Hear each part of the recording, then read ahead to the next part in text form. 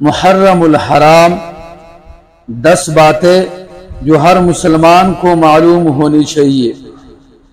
Number 1، محرم اسلامی سال کا پہلا مہینہ اور حرمت والا مہینہ ہے۔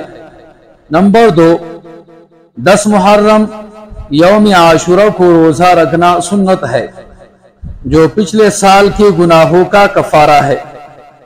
نمبر 3، 9 یا 11 محرم کا روزہ ساتھ رکھنا چاہیے تاکہ یہود کے ساتھ مشابہت نہ ہو۔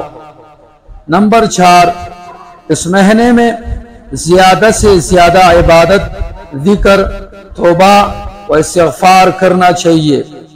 نمبر 5، امام حسین کی شہادت سے صبر، حق پر ڈٹے رہنے اور قربانی کا جذبہ لینا چاہیے۔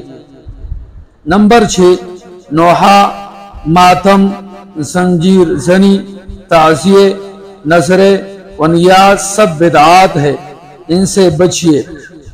نمبر 7، محرم کو منحوس سمجھنا غلط عقیدہ ہے، اسلام میں کوئی مہینہ منحوس نہیں۔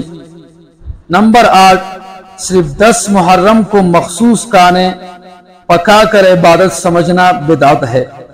نمبر 9، دین اسلام میں کسی بھی غیر شرعی رسم و رواج کی کوئی جگہ نہیں۔ نمبر 10، ہمیں سنت نبوی کو اپنانا اور بدعات سے بچنا چاہیے۔